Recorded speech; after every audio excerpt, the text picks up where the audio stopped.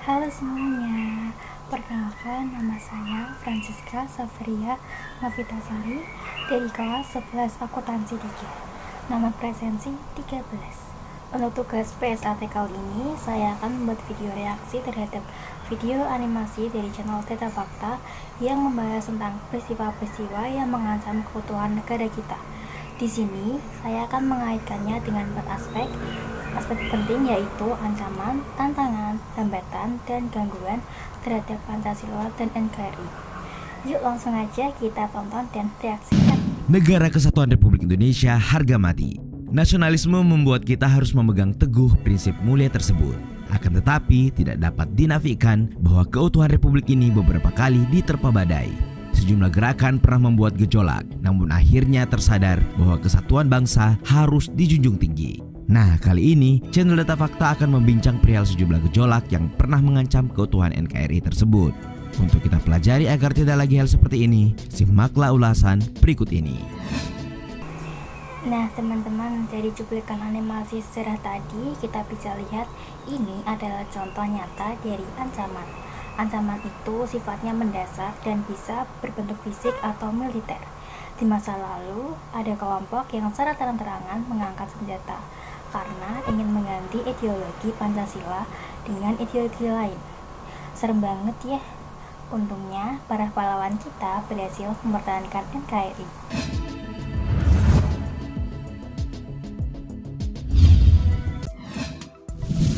DITII.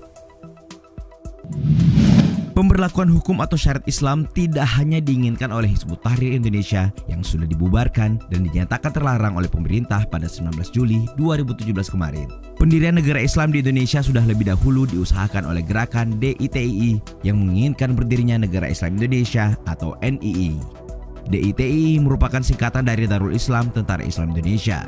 Bermula pada 7 Agustus 1949, Sekar Maji Marijan Kartosuwiryo mengakui bahwa hanya syariat Islamlah satu-satunya sebagai sumber hukum yang valid. Gerakan ini dianggap memberontak karena sejumlah aksinya serta proklamasi mereka atas berdirinya Negara Islam Indonesia dengan hukum Islam, Quran Sunnah sebagai hukum tertinggi. Mereka menyatakan hukum yang tidak bersumber dari Quran dan hadis merupakan hukum kafir. Aksi DITII yang paling terkenal adalah salah satu peristiwa di Aceh. Pemberontakan DITII di Aceh dimulai pada tanggal 20 September 1953. Kala itu, Aceh sudah diproklamasikan bergabung dalam NII di bawah kepemimpinan Imam Besar NII, Sekar Maji Marijan Kartosuwiryo. Kalau zaman dulu ancamannya fisik, di era digital sekarang tantangannya beda lagi. Ini yang disebut tantangan. Sifatnya mengunggah kemampuan kita. Di era internet ini, paham-paham radikal, gaya hidup barat yang ekstrim, atau ideologi yang nggak sesuai dengan Pancasila, itu masuknya lewat HP kita masing-masing. Tantangan buat kita sebagai generasi muda adalah mampukah kita tetap setia sama Pancasila di tengah gempuran budaya luar?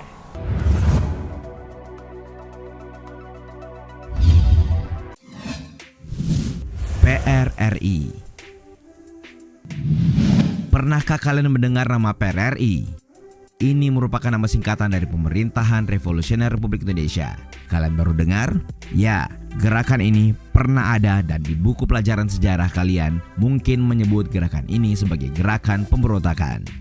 Kenyataannya dilansir dari laman tirto.id, Gerakan Pemerintahan Revolusioner Republik Indonesia atau PRRI terdiri atas sejumlah kolonel pembangkang. PRRI ini merupakan gerakan pertentangan antar pemerintah daerah dengan pemerintahan pusat atau Jakarta yang dideklarasikan pada tanggal 15 Februari 1958. Ini ditandai dengan keluarnya ultimatum dari Dewan Perjuangan yang dipimpin oleh Letnan Kolonel Ahmad Hussein di Padang, Sumatera Barat. Saat itu PRRI meminta otonomi daerah yang seluas-luasnya. Ini karena pemerintah pusat terlalu sentralistik.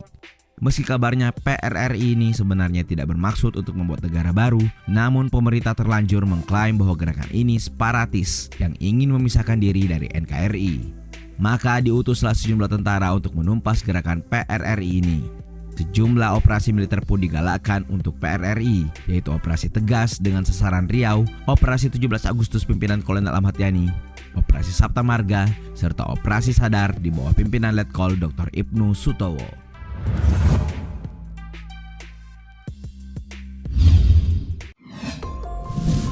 Permesta. Perjuangan rakyat semesta atau Permesta juga pernah ada di negeri ini.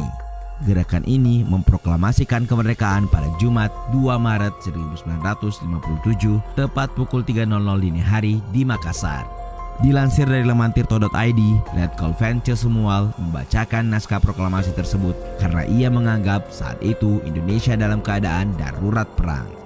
Segera Permesta pun dituding sebagai gerakan yang mengancam NKRI.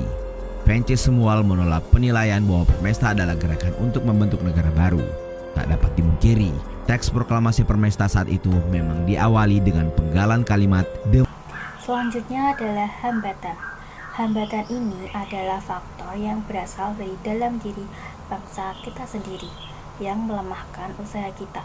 Contoh nyatanya apa? Yaitu masih adanya intoleransi, kurangnya meratanya pendidikan dengan nilai Pancasila, dan sifat egois antar kelompok. Kalau masyarakat kita sendiri masih gampang diadu domba dan kurang paham hukum, itu bakal jadi hambatan besar buat menjaga keutuhan NKRI.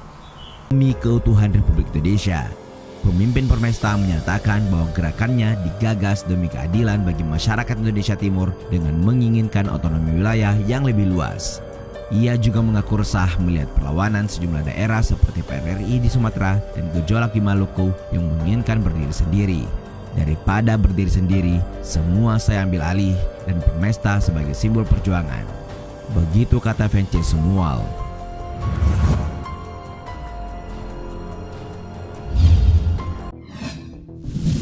Gerakan Aceh Merdeka. Gerakan Aceh Merdeka atau GAM sangat terkenal di era Orde Baru sampai tahun awal 2000-an. Dilansir dari tirto.id, gerakan ini bermula dari pertentangan orang Aceh atas penguasaan alam Aceh oleh perusahaan minyak dan gas alam asal Amerika Serikat, Mobil Oil. Pada tahun 1971, perusahaan Mobil Oil memang telah menemukan. Terakhir adalah gangguan. Gangguan ini datanya dari luar, sifatnya tidak terduga, dan bertujuan merintangi jalannya negara.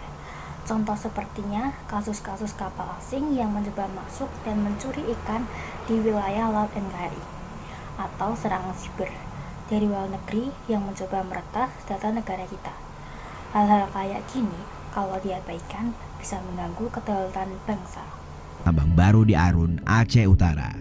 Akhirnya, Mobil Oil pun membangun pabrik baru dan mengeksploitasi alam Aceh yang kaya minyak. Karena marah, gerakan Aceh Merdeka lalu melakukan perlawanan. Mereka melakukan serangan bersenjata yang menghentikan operasi pabrik untuk sementara. Dari sini, GAM menjadi amat tenar, termasuk nama Hasan Tiro, pemimpin gerakan tersebut. Sebenarnya Aceh sudah pernah bergejolak. Saat itu tahun 1950, pemerintah pusat Indonesia menurunkan status Aceh menjadi karesidenan di bawah Provinsi Sumatera Utara. Akhirnya Tengku Daud Bereh, tokoh terkemuka Aceh dan bekas gubernur militer di masa revolusi, menyatakan perlawanan kepada pemerintah pusat dan bergabung dalam DITII. Kembali ke pembahasan GAM, tercatat gerakan ini sudah sering kali terlibat dalam aksi baku lawan dengan TNI. Tapi akhirnya GAM pun memilih berdamai dengan Indonesia. Kala itu perjanjian damai yang dicetuskan Wakil Presiden Yusuf Kala ditandatangani di Helsinki, Finlandia 15 Agustus 2005. Republik Maluku Selatan. Pada 25 April 1950, Republik Maluku Selatan atau RMS diproklamasikan. Ini membuat pemerintah di bawah kuasa Presiden Soekarno marah. Bagaimana tidak, saat itu Indonesia sedang dalam fase penyatuan dan sedang dalam mencari konsep jitu untuk pemerintahan negara yang terdiri atas pulau-pulau ini.